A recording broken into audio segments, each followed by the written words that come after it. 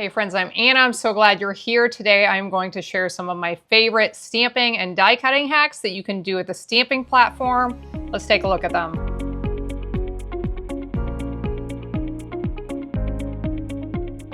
So before we even start, today's question of the day is, what is your favorite stamping platform? I get so many questions since this one is retired about what's the best one out there. I have not used others and I don't feel comfortable commenting on it. So comment below, tell us what your favorite stamping platform is. I want to start with one of my favorite hacks you can do with a stamping platform, which is repeat stamping quickly of die cuts. If you ever make a big batch of cards that all have a certain die cut on it, or maybe you need several die cuts, this tip is fantastic for that. So what I have done, so you can do this just with one, but I'm showing you with several die cuts at once just to show you how you can step it up and save even more time. So I created a template where I cut one of each die out of my template right here. And then I did a bunch of die cutting and created lots of pieces that are going to go in these spaces. You know how much time it takes when you stamp first and then you line up your die around it, have to keep it in place to make sure it cuts out the right way. Well, this way I layered two pieces of white cardstock on top of each other. I laid my dies on there, ran it through, moved my dies, ran it through again, and did that several times in just a minute or two to have a whole bunch of die cuts. And then I could do exactly what you are going to see here. Now, all of these dies are from a set you'll see here in just a second, except for this one right here, one of my favorite die sets, Spotlight on Nature, has all these beautiful circles. So here I have put all the pieces in where my templates go. Now, you didn't see when I lined up all of these stamps, so let me show you how that works. What you're going to have to do, and you probably want to do this before you put your pieces in place. What you want to do is just line up. This one's a little bit easier because it's just a greeting in the middle of the circle. But you're going to take each stamp and line it up right in the middle of that die cut area.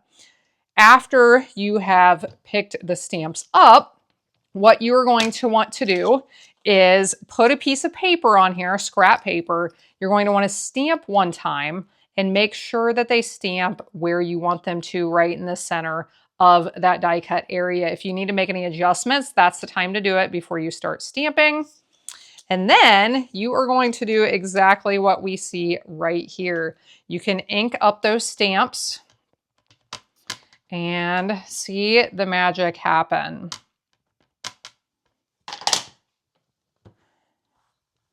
So I want to give it a good press since I have several die cuts here on top of all of them. You can use your magnet if you want to, but you are going to end up with all of these pieces die cut that you're going to pop these out. You're going to pop new ones in to those holes and you're going to repeat. And if you're just doing one, pop it out, stamp, pop it out, stamp. This is fantastic. You're going to see some really nice cards here in just a moment that I created using these tricks. It would have taken me forever to do all the die cuts and the stamping without it. But with these tricks, they came together really quickly. Now, I want to share with you a couple other hacks that I used on these same cards. So I'm going to grab another plate and we are going to do something I call circle stamping.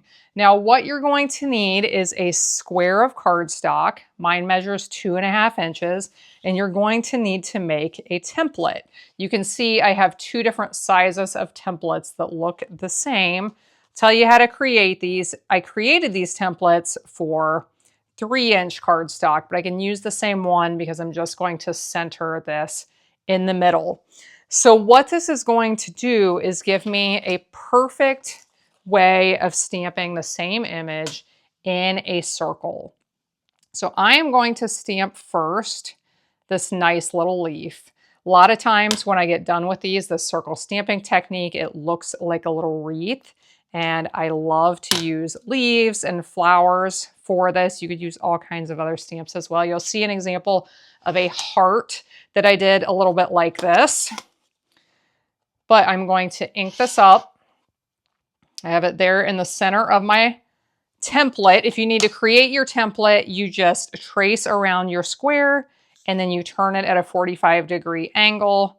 Make sure all your centers are in the centers of the square you do first. Trace it again. You have your template ready. So what I'm going to do is just line that cardstock up in the center of the square, and I'm going to stamp.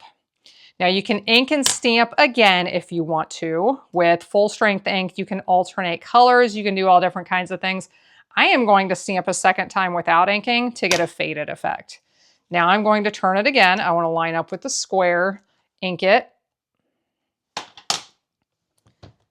stamp, rotate for the angled template, stamp again, and do that 2 more times. You'll see some finished ones here in a moment. Let's look at a couple of other stamping tricks. If you just want to stamp in the corners of a piece of cardstock, here's a great way to do that. You can line your stamp up. We'll pick this up. We'll ink it.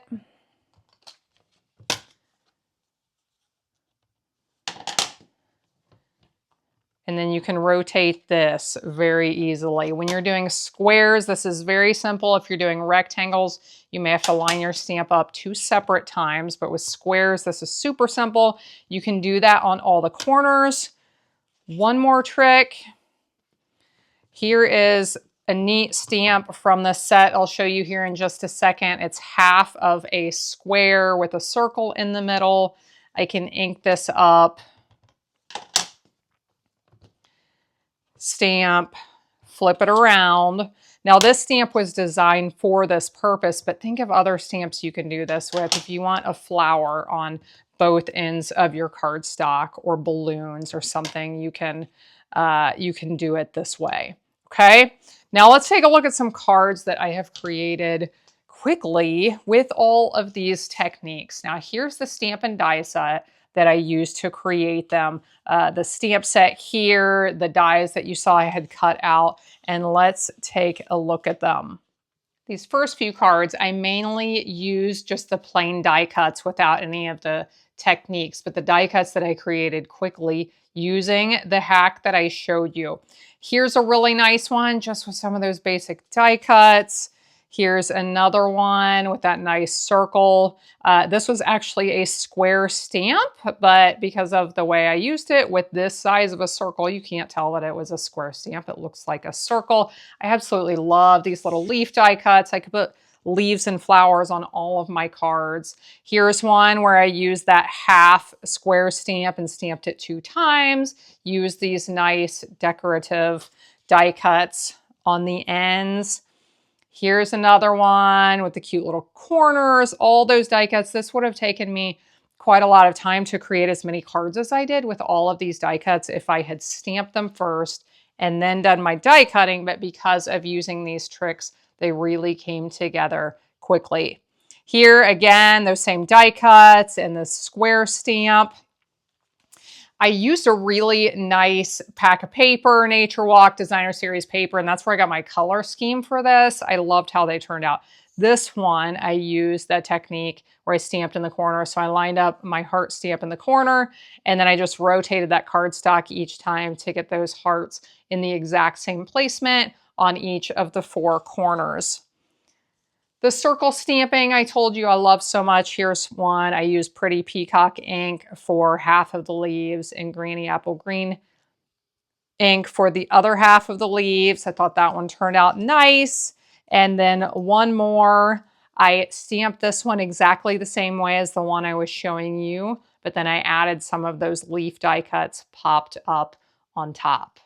I hope these techniques help you in your crafting, save time so you can do more of what you love. Make sure you comment below on the stamping platform debate. I would love to see what you have to say about that. Also down there is a link to sign up for my email list. I'd love for you to sign up for that. When we have sales and specials, I'm offering kit classes in the mail, all kinds of things that you're going to miss out on if you're only watching me here. So make sure you sign up for that. Now it's time to chat. What do I have to offer today? Try to just share things that have really helped me and I hope can help other people as well. In my faith journey, Life has been hard. Things have been difficult. I know we all walk through struggles, but somebody at some point, someone sent me a sermon from Pastor Josh Howerton from Lake Point Church in Dallas, Texas. And Farmer Matt started listening to Pastor Josh with me. We fondly refer to him in our small group at church. Some of the other couples we introduced to Pastor Josh, they just talk about Josh. Josh's sermons this past week. Did you listen to it? Like, we love Pastor Josh. Now, I'm sharing this because I think a lot of other people love Pastor Josh too. I heard him say recently they think they reached like 600 million people this past year on social media. I'm like, dang, bro, but I'm not surprised. I just said that. I'm not surprised because he is amazing. Disclaimer, he says things that will offend people. Anybody in this world who doesn't say things that are offensive, that is offensive. We need to love people, but we need to stand up for what's right and what's true. And that is going to offend some people. And Pastor Josh will do that. We need leaders who will do that. Anyway, you should look up Pastor Josh anywhere you listen to videos or podcasts, or you can look up their website that has links to all of their stuff, of course. Lake Point Church, Dallas, Texas. Pastor Josh Howerton. Thanks for being here, friends. I appreciate you. I hope you'll be back again next time when I'll be here helping you to handmake with love.